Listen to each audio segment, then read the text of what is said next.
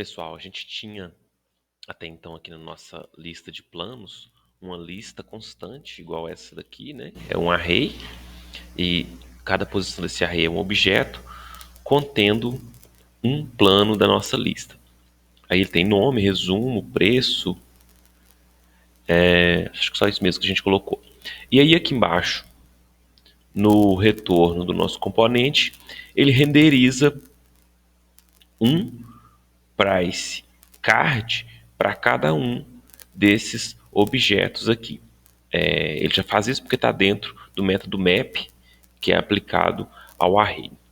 Ok, ele faz esse trecho aqui, ele meio que é independente da quantidade de planos existentes. Então, se esse vetor tiver 10 planos, isso aqui vai renderizar 10 pricing card.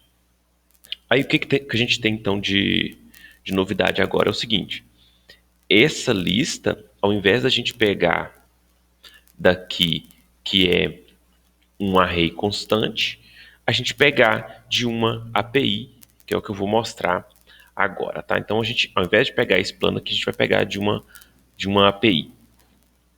Beleza, então nós não vamos ter mais isso daqui. Eu só vou comentar aqui por enquanto. Até mesmo se a gente precisar olhar o formato dele, a gente ainda tem ele aí. Beleza, fazendo isso, obviamente o nosso lista planos aqui vai parar de funcionar, né? Porque ele está tentando renderizar um array que não existe. Bom, puxar isso de uma API, só mostrar aqui rapidamente. Eu já criei, eu vou mostrar o código rapidamente, mas se vocês precisarem, vocês podem me falar que eu mostro com detalhes. Eu já criei uma API que retorna os dados mais ou menos desse formato aqui mesmo, ó, que é o seguinte.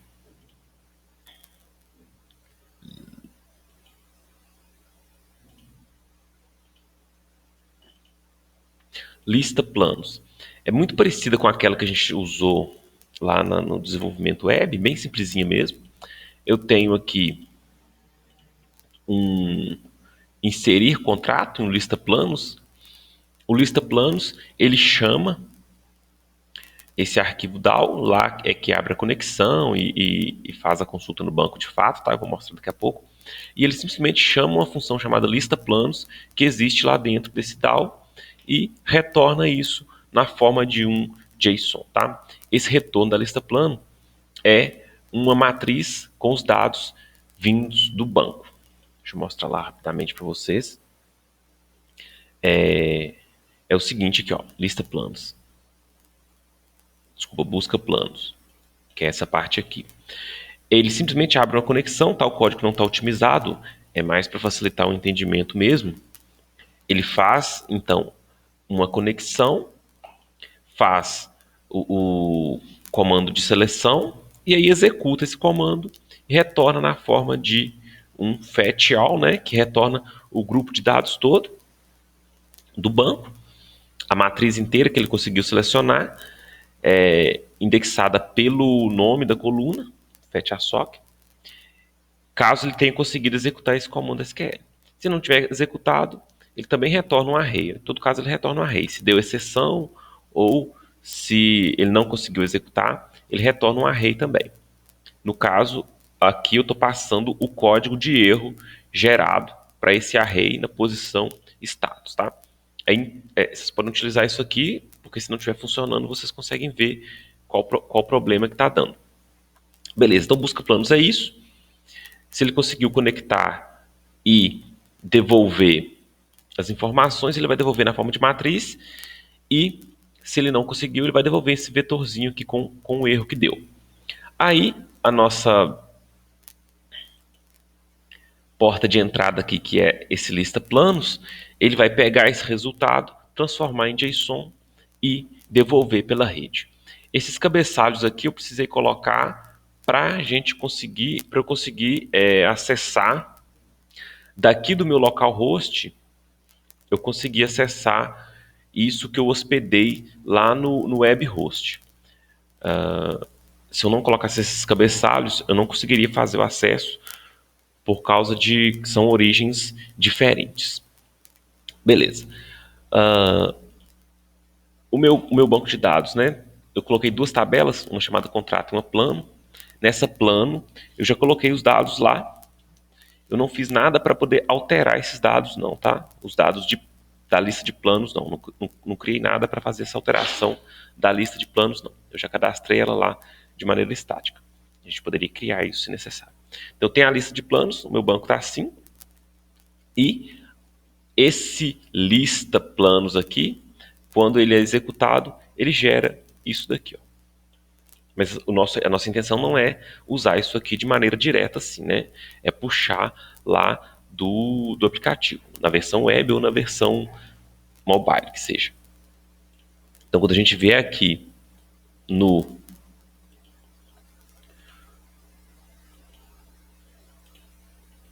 nosso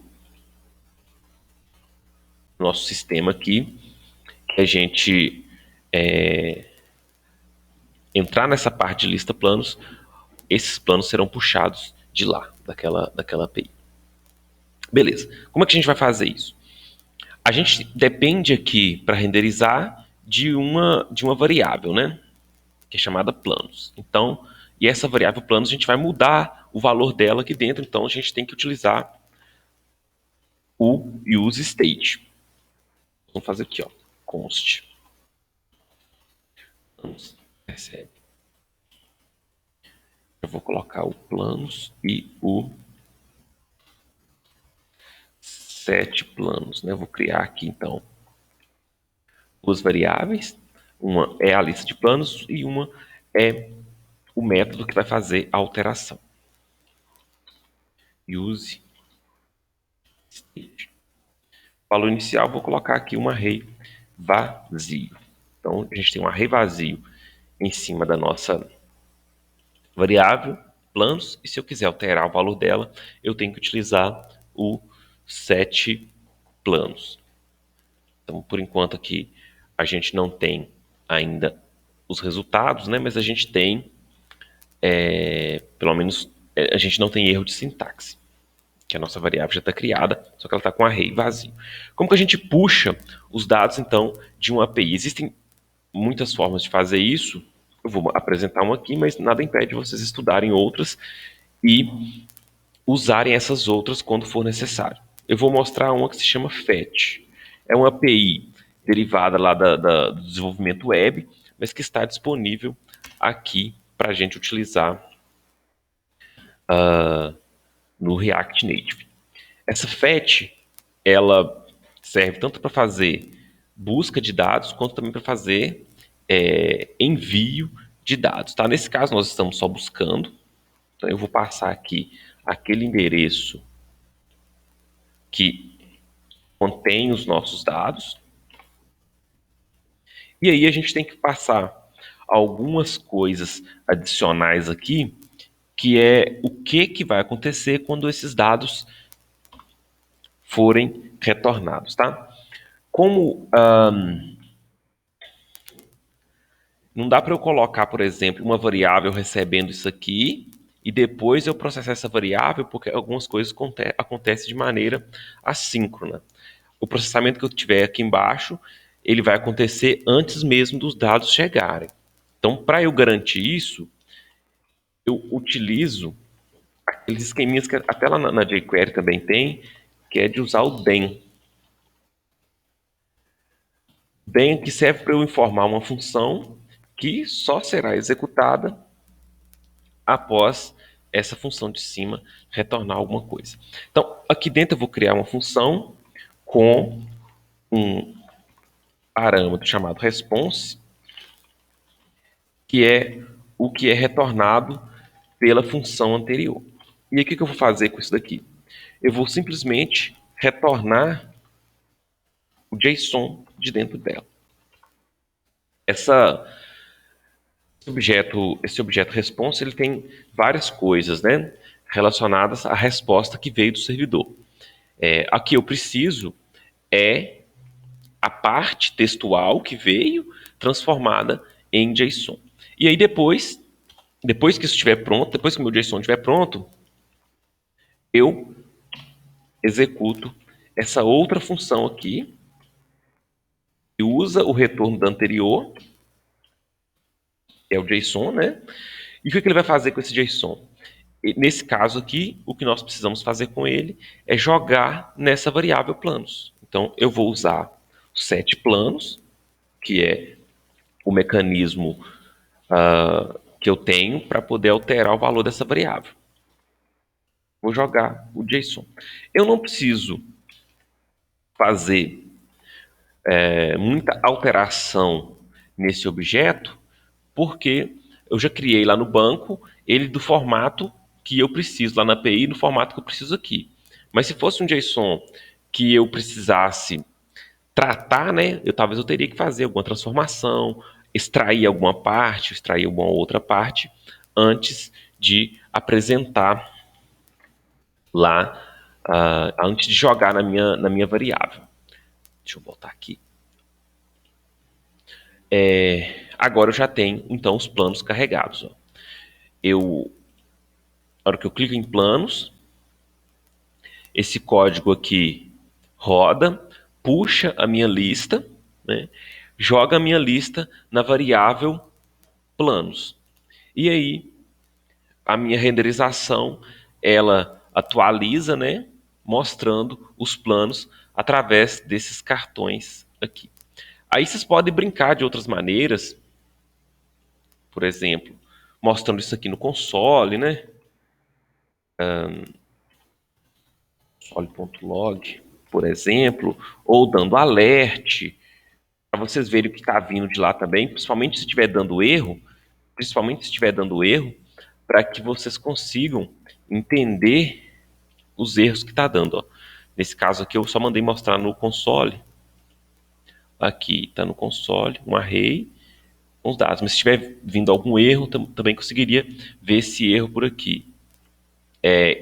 Quem estiver testando no celular, você pode dar um alert também. Gera lá uma mensagenzinha de alerta lá no telefone. Aqui está mostrando que é um objeto, né? Não mostrou o valor do objeto, mas está mostrando que é um objeto. E também lá no código mesmo da API, você pode tentar mudar essas coisas aqui, né? Para apresentar mensagens de erros diferentes, dependendo da necessidade, principalmente se estiver dando erro e a gente não estiver conseguindo encontrar. Tem ferramentas de debug, né? A gente não está utilizando por enquanto. A gente está usando esses truquezinhos. Deixa eu voltar aqui. A gente estava fazendo 7 planos com o nosso JSON.